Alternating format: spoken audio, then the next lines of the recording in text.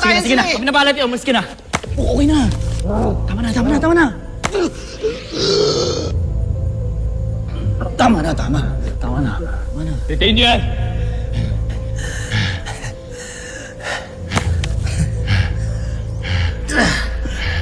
Talaga ba? Takot ka, boy, ah. Ikaw ang dapat matakot. Ba't ako matatakot, ha? Ako ba may asawa? Confiscate his CPU. Secret niyo lahat ng gamit niya. Bakit? Kasabot niya si Tito.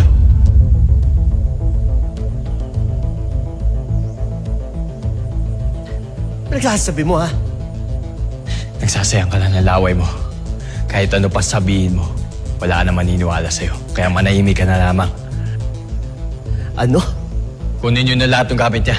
Secure niyo lahat. Dalhin niyo sa forensic. Sige na, ako bahala sa kanya. Tara, boys. Teka lang, ha? Hoy, easy lang kayo. Wala naman kayo warrant, eh. Kaso yung warrant nyo, ha? May probable cause. Anong probable cause pinagsasabi mo? Ikaw nang gulpe, tapos ako ngayon ng kriminal? Ano to?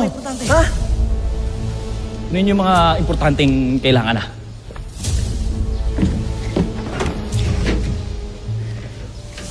Sir, mga gamit ko yan! Personal item ko yan! Hindi pwede galawin yan!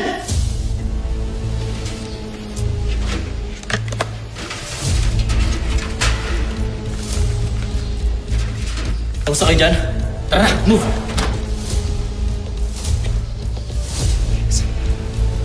Sir!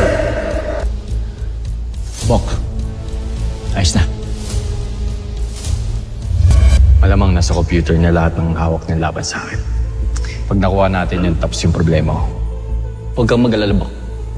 Akong bahala sa'yo. Sagot kita.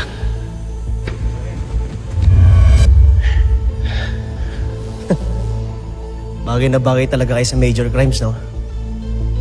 Sanay na sanay kayo sa katarantaduhan. Sa susunod, huwag ka nang hingailam na may buhay.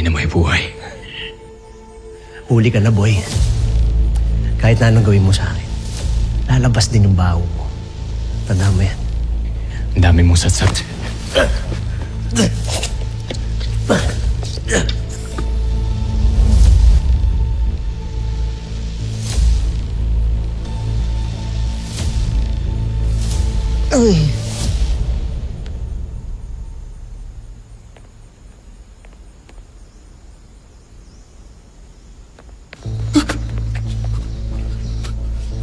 Rex!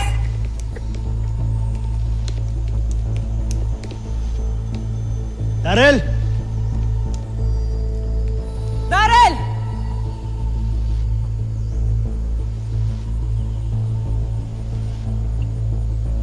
Chip? Kuya? Ano nangyari dito?